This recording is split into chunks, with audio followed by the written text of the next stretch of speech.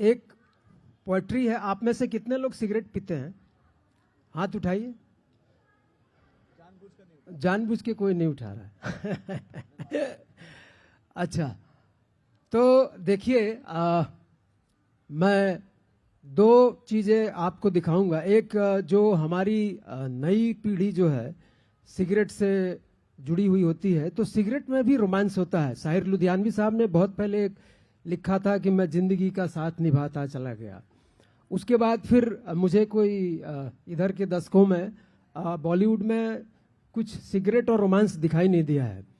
तो मैं आपको एक मुखड़ा सुनाऊंगा और एक अंतरा सुनाऊंगा, फिर उसके बाद कृष्ण पे आऊंगा जहां रोमांस होता है, और वो प्रेम जो आपको जोड़ता है दिव्यता से, सर्वशक्तिमान से। तो कहते हैं कि एक सिगरेट है तू, एक सिगरेट है तू, तुझको जिए जाता हूं। एक सिगरेट है तू, तुझको जिए जाता हूं, तेरी सांसों को समंदर सा पिए जाता हूं। एक वाह वाह कर रहा है तो हाथ ताली बजाओ ना। हाँ, तो मुझे भी मजा आएगा ना कि आप हमारी बात समझ रहे हैं। एक सिगरेट है तू, तुझको जिए जाता हूं, तेरी सांसों को समंदर सा पिए जाता हूं। कस पे कस होठ पे धर के उंगलियां चलती हैं, कस पे कस होठ पे धर के उंगलियां चलती हैं। धुआं है धोखा है भाई ये सोच के डर जाता हूं, तेरी सांसों को समंदर सा पिए जाता हूं। एक अंतरा और सुनाऊंगा, फिर कृष्ण पे आऊंगा। कहते हैं कि बर्फ सी छूती है मुझे और फिसल जाती है। जो लोग बर्फ वाले प्रदेशों में गए होंगे या रहते होंगे, चाहे कश्मीर में हो, ये बाय द वे ये कविता कश्मीर में ही लिखी गई थी। मैं जब कश्मीर में 2 साल था तो ये कविता वहीं लिखी गई। पहली बार आज यहाँ सुना रहा हूँ किसी मंच पे। हाँ, सौभाग्य। जी हाँ। तो कहते हैं कि बर्फ सी छूती है मुझे और फिसल जाती है, बर्फ सी छूती है मुझे और फिसल जाती है, थोड़ी ही देर सही सिहरन तू दे जाती है। क्या बात है। आपको महसूस हुआ? आइए। बर्फ सी छूती है मुझे और फिसल जाती है, थोड़ी ही देर सही सिहरन तू दे जाती है। फिर से पाने को तुझे कस में निगल जाता हूँ, फिर से पाने को तुझे कस में निगल जाता हूँ। सांस मेरी है पर तुझ में बिखर जाता हूँ। वाह, क्या बात है। एक सिगरेट है तू, तुझको जिए जाता हूँ, यस, तेरी सांसों को समंदर सा पिए जाता हूँ। कस पे कस होठ पे धर के उंगलियां चलती है, धुआं है धोखा है भाई ये सोच के डर जाता हूँ। वाह, क्या बात है। बहुत धन्यवाद। अब इसके आगे की पंक्तियां मैं नहीं सुनाऊंगा, अब कृष्ण की तरफ चलता हूँ, चूंकि उधर प्रेम, रोमांस, दिव्यता, रहस्यवाद, भक्ति, बहुत चीजें उधर है। जो कृष्ण का व्यक्तित्व था, तो अब ये जो संदर्भ है ये संगीत की तरफ है। एक बार नारद जी को ये समझने की इच्छा हुई कि कृष्ण जी 1000 गोपियों के साथ कैसे रहते हैं।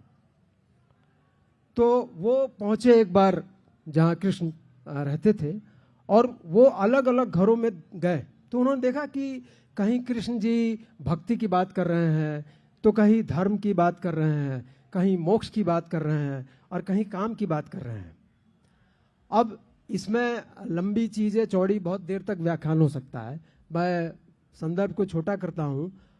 मूल ये है कि अपने वृत्ति को, अपने काम को, अपनी एक्टिविटी को आप ईश्वर से जिस रूप में जोड़ देंगे, चाहे काम हो, चाहे क्रोध हो, चाहे धर्म हो, चाहे मोक्ष हो, ईश्वर अपने आप आपसे जुड़ जाता है। यही यूनिटी है, यही सूफिज्म है, यही सूफिज्म है। भक्ति काल में यही बात होती थी, और इस्लामिक मैथोलॉजी में भी यही बात होती है जो सूफिज्म की बात होती है। अब आते हैं और कृष्ण के बारे में चर्चा कहते हैं। कृष्ण के जो व्यक्तित्व है, अभी कितना टाइम है मेरे पास? 4-5 मिनट, ठीक है। तो कृष्ण को अनेकों नाम दिए गए, और कृष्ण के जो अलग अलग नाम दिए गए वो सब उनके कार्यों के कारण दिए गए। जो जो उन्होंने एक्टिविटी परफॉर्म की, जो चीजें उन्होंने इस लोक में की, उन सब के कारण उनको कुछ नाम दिए गए। और कृष्ण नाम इसलिए था कि वो काले थे, लेकिन कालेपन में भी सौंदर्य था, आकर्षण था। और उस आकर्षण को जब राधा और बाकी लोगों को समझ में आया, तो उनको फिर यूनिटी, यूनिजन, जो एकात्म है उनको महसूस हुआ और वो दिव्य के साथ जुड़ गए। तो इसी गीत में जो मैं आपको सुनाने जा रहा हूँ, इसमें वो बातें आए, कृष्ण के नाम को चरितार्थ करने वाली बातें मैं कहूँगा। तो कहते हैं, कृष्ण है तो निराले, कुछ अधूरे और काले। कृष्ण है तो निराले, कुछ अधूरे और काले। मिली राधा तो फिर प्रेम पूरा हुआ। कृष्ण है तो निराले, कुछ अधूरे और काले। मिली राधा तो फिर प्रेम पूरा हुआ। लगी राधा की धुन, बजी बंसुरी तननुम। श्याम मोहन मनमोहन कहाने लगे। लगी राधा की धुन, बजी बंसुरी तननुम। श्याम मोहन मनमोहन कहाने लगे। कृष्ण है तो निराले, कुछ अधूरे और काले। मिली राधा तो फिर प्रेम पूरा हुआ। लगी राधा की धुन, बजी बंसुरी तननुम। लगी राधा की धुन, बजी बंसुरी तननुम। श्याम मोहन मनमोहन कहाने लगे। लगी राधा की धुन। तो इस संदर्भ में कृष्ण कैसे काले थे, पहली पंक्ति में मैंने यही कहा है। और राधा की जब धुन लगी तो वो कैसे आकर्षक हुए, कैसे मोहन बने, कैसे मनमोहन बने। और पूर्णता फिर राधा को उसी से मिली। कृष्ण तो पूरे पहले से थे, लेकिन जब तक राधा के साथ उनका संगम नहीं हुआ था, तब तक वो दिव्यता का एहसास वहां के लोगों को नहीं हुआ था। आइए आगे सुनाऊं जी। तो समय सीमित है, इसीलिए मैं कई राक्षसों को उन्होंने यहाँ निपटाया था। कृष्ण ने अपने चरित्र में कई राक्षसों को उन्होंने निपटाया था। एक भौमासुर राक्षस था, तो उसका एक चेला था, मूर था। जो कंस था, उन्होंने भी एक केसी जो दैत्य था, राक्षस था, उसको भी भेजा था कृष्ण को मारने के लिए। इन सब को कृष्ण ने निपटाया था। तो उसमें कहते हैं, भौम के मुर मरे, कंस केसी मरे। कृष्ण मुरारी और केशव कहाने लगे। मुर को मारे तो मुरारी कहलाने लगे, और जब केस को मारा, केस राक्षस को, तो केशव कहलाने लगे। तो कहते हैं कि भौम के मुर मरे, कंस केशव मरे। कृष्ण मुरारी और केशव कहाने लगे। वन में विचरण करे, गोपियां मन हरे। कृष्ण गोविंद बनवारी कहाने लगे। लगी राधा की धुन, बजी बंसुरी तननुम। लगी राधा की धुन, बजी बंसुरी तननुम।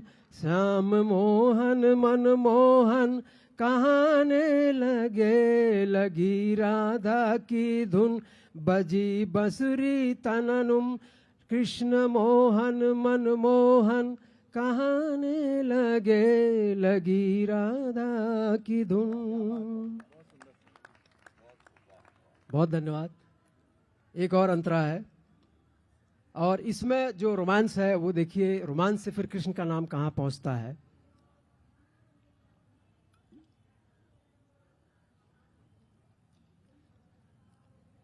कहते हैं कि रास रंग वो रचे, दैत्य मधु को वधे। इसमें से भी दो नाम निकले हैं।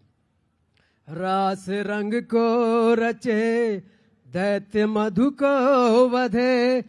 कृष्ण माधव और नागर कहाने लगे। मधु दैत्य को मारा तो माधव कहलाने लगे, और जो रास रचाया तो नागर कहलाने लगे।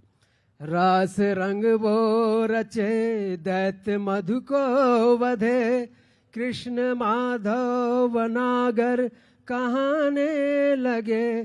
पाप सबको हरे, मुक्त दुख से करे, वो हरि और मनोहर कहाने लगे। दुख को हरते हैं तो हरि कहलाने लगे, और दुखों से मुक्त कर रहे हैं, पाप को हरते हैं तो मनोहर और हरि यहाँ से निकला है। तो कहते हैं कि पाप सबको हरे, मुक्त दुख से करे, वो हरि और मनोहर कहाने लगे।